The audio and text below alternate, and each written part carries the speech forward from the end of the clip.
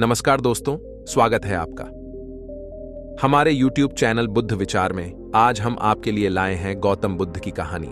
आज की इस कहानी से आपको प्रेरणा मिलेगी।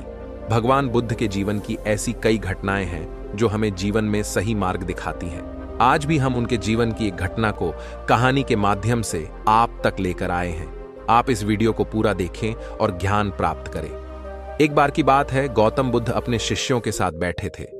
उसी समय राजा अजातशत्रु वहां पहुंचे और बुद्ध से कहने लगे, हे बुद्ध, जब से मैं आपका शिष्य बना हर कोई मेरा शोषण कर रहा है। आपका शिष्य बनने से पहले सभी लोग मुझसे डरते थे, क्योंकि उस वक्त मैं बहुत कठोर था और मैं किसी को मौत की सजा देने से पहले एक बार भी नहीं सोचा करता था। लेकिन आपका शिष्य बनने के बाद मेरा किसी को दंड देने का मन नहीं करता और ना ही मुझे गुस्सा आता है। मैं शांत हो गया हूं और सभी को दया भावना से देखता हूं।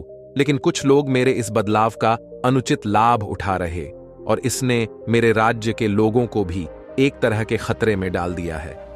कृपया आप मुझे बताएं कि मुझे अब क्या करना चाहिए। राजा अजातशत्रु की यह बात सुनकर गौतम बुद्ध उन्हें एक कहानी सुनाते हैं और कहानी कुछ इस प्रकार है। एक बार एक बड़े पेड़ के नीचे एक जहरीला सांप रहता था। पेड़ एक गांव के पास में एक कोने में हुआ करता था। वहां अक्सर सुबह शाम लोग बैठक लगाते थे और खूब बातें करते थे। लेकिन जब से उस पेड़ के पास उस सांप को देखा गया, तब से लोगों ने वहां जाना बंद कर दिया। लेकिन कुछ लोग तो जानबूझकर वहां सांप को देखने आया करते और उसे छेड़ा करते। अब उस सांप को जब खतरा महसूस हुआ तो उसमें खुद के बचाव के लिए लोगों पर हमला करना शुरू कर दिया। वह सांप अब अपने क्षेत्र में लोगों का आना भी बर्दाश्त नहीं करता था, जिससे गांव के कई लोगों की जान जाने लगी। इस तरह पेड़ के आसपास जब भी कोई हलचल होती तो सांप वहां आ जाता और हमला कर देता। सांप की दहशत अब पूरे गांव में हो गई। अब लोगों ने बिल्कुल ही उस पेड़ के पास जाना बंद कर दिया। एक दिन एक साधु उस गांव से गुजर रहे थे। तभी उस साधु की नजर उस विशाल से घने वृक्ष पर पड़ी जिसके नीचे वो सांप रहा करता था। घने पेड़ को देख साधु के मन में विचार आया कि चलो वृक्ष की इस ठंडी छांव के नीचे बैठकर कुछ देर ध्यान लगाया जाए। उसी वक्त गांव के कुछ लोग अपनी गाय लेकर घर की ओर जा रहे थे। तभी उन लोगों की नजर जब उस साधु पर पड़ी जो कि उसी पेड़ की तरफ ही जा रहा था। तभी लोगों ने उस साधु को सांप के बारे सावधान करते हुए कहा कि आप उस पेड़ के पास मत जाना। वहां एक जहरीला सांप रहता है जो जरा सी हलचल होने पर हमला कर देता है और अब तक कई लोगों को काट भी चुका है। लोगों की यह बातें सुनकर साधु मुस्कुराए और उस पेड़ की तरफ चल पड़े। जगह को थोड़ा साफ करके जैसे ही साधु ध्यान करने के लिए बैठे, तभी सांप हलचल सुनकर साधु के सामने आ पहुंचता है और फूंकारने लगता है। फूंकार की आवाज सुन साधु की आंख खुलती है और वह सांप को देखने लगते हैं। वह सांप की आंखों में देखते हुए एक मंत्र बोलते हैं और मुंह से फूंक मारते हैं। तभी चमत्कारी रूप से वो सांप साधु से बात करने लगा। अब दोनों एक दूसरे की भाषा को समझ सकते थे। सांप साधु से कहता है, हे मनुष्य, क्या तुम मुझसे नहीं डरते? क्या तुम नहीं जानते यह मेरा क्षेत्र है और यहां आने की किसी की हिम्मत नहीं है? साधु ने करुणा से कहा है, मित्र, इसमें डरने की क्या बात है?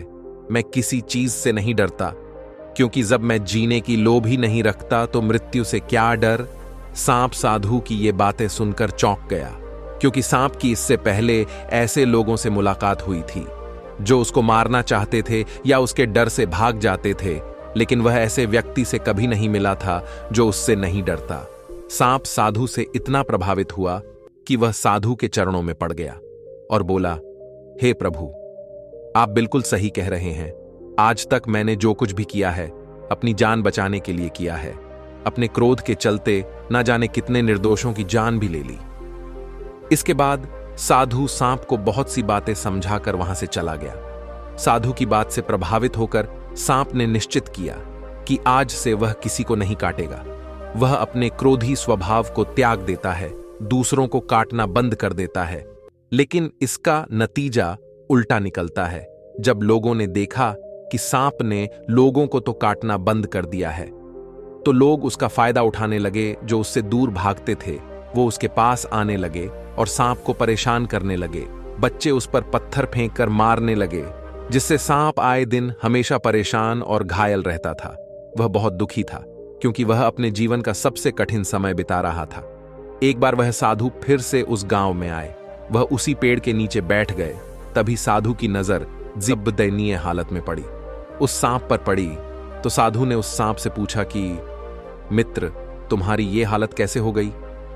तुम इतने घायल और इतनी दयनीय स्थिति में कैसे आ गए? सांप ने कहा, जब से आपने मुझे अपने हिंसक स्वभाव को छोड़ने के लिए कहा, तब से मैंने निश्चय किया कि अब मैं किसी पर हमला नहीं करूंगा।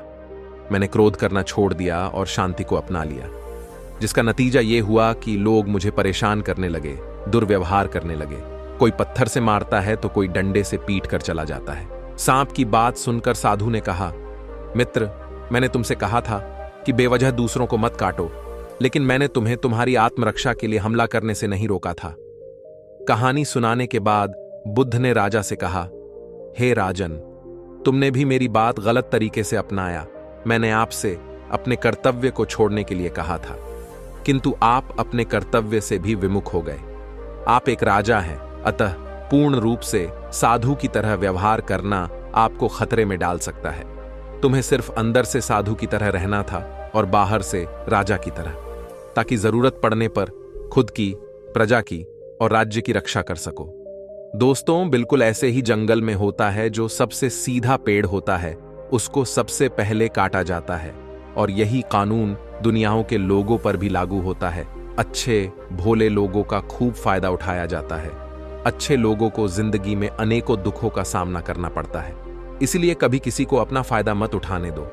लोगों को उनकी मर्यादा में रखने के लिए खुद को परिस्थिति के अनुसार बदलना सीख जाइए, अन्यथा आपका हाल भी उस राजा व सांप की तरह हो जाएगा। तो दोस्तों, उम्मीद करता हूं आज महात्मा बुद्ध की इस कहानी से आपको अनमोल सीख प्राप्त हुई होगी। इस कहानी को अधिक से अधिक लोगों में शेयर करके हमारी मेहनत को सार्थक करें। धन्यवाद।